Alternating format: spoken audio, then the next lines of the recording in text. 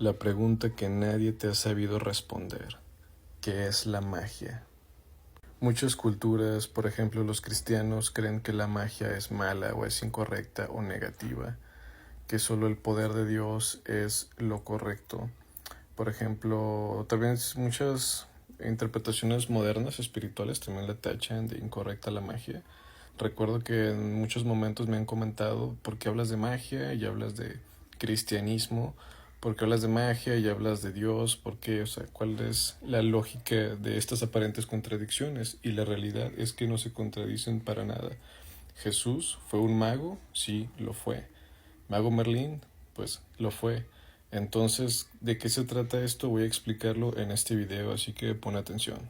Todo inicia con el sacerdote Zoroastro o Zaratustra, que nació aproximadamente en 628 a.C., que tiene que ver con Persia y toda esta época. Zoroastro o Zaratustra, en su tiempo, él canalizaba, digamos que un ser divino o un ser superior que él llamaba Surban, que era como el creador del tiempo y el destino, y a la vez engendró, digamos, a otro ser que se llamaba Mazda. Entonces, digamos que este hombre, Zaratustra, empezaba a canalizar a esta divinidad, y le empezaron a dar muchos escritos sagrados, muchas ideas sagradas también. Digamos, es muy parecido a Moisés, que se le entregó el Torá, pero a él se le entregó el Yasna, que son como los escritos sagrados persas, donde se demuestra toda la conducta moral. De hecho, el Yasna se puede considerar escritos sagrados positivos, donde viene una moralidad de actuar correcta y justa. Bueno, todo este movimiento que crea, digamos, a partir del Yasna y todas las interpretaciones de los escritos, se empiezan a crear sacerdotes del Yasna, o digamos que siguen el zoroastrismo y también el surbanismo, que son esas ramas de los escritos sagrados del Yasna.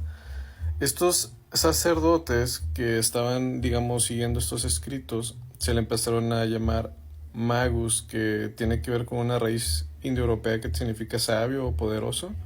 Entonces, estos magus eran ahora los sacerdotes y los que canalizaban a estas divinidades.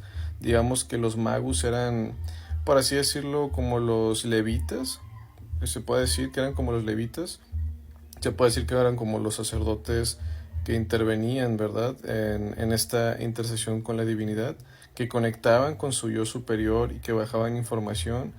Y esto era, digamos, una moralidad positiva, o sea, lo que tiene que ver con el movimiento del Yasna, que son esos escritos sagrados, los magus, de ahí viene la palabra mago y de ahí viene la palabra magia. Entonces tiene que ver con la intercesión con la divinidad, con el sacerdocio. Los sabios de Persia, los magus, eran muy reconocidos en aquella época. De hecho, los magos de Oriente que visitaron a Jesús eran magos de Persia, entonces realmente eran del linaje de la adoración de los escritos sagrados de los Yasna, y eran pues del surbanismo y eran de Zaratustra y todo esto. Entonces vemos cómo incluso estos magos tienen aparición en la Biblia. O sea, literal, si tú te vas al griego original, menciona la palabra magoi, o sea, cuando vienen a visitarlo. Les comparto la cita bíblica aquí. Es Mateo 2:1. Si la pueden buscar en cualquier, digamos, traductor griego en internet, te menciona la palabra magoi. O sea, ya es una etimología que en los tiempos de Jesús se utilizaba la palabra magoi, que tiene que ver con el sacerdocio, con la intercesión, y ya eran considerados sabios y gente, digamos, con conocimiento espiritual. Se cree que todo el origen de la astrología viene de esta corriente de los magus persas, son los especialistas. Por eso cuando Jesús tenía este nacimiento, pues los ángeles y estos seres divinos, ¿con quién se van a ir? ¿Quiénes eran los expertos? Pues con los magus, con los sacerdotes de Persia. Entonces, como ellos tienen una doctrina, digamos, pura de luz, pues también fueron instrumentos en su momento por la divinidad. Entonces, ¿qué quiero decir con esto?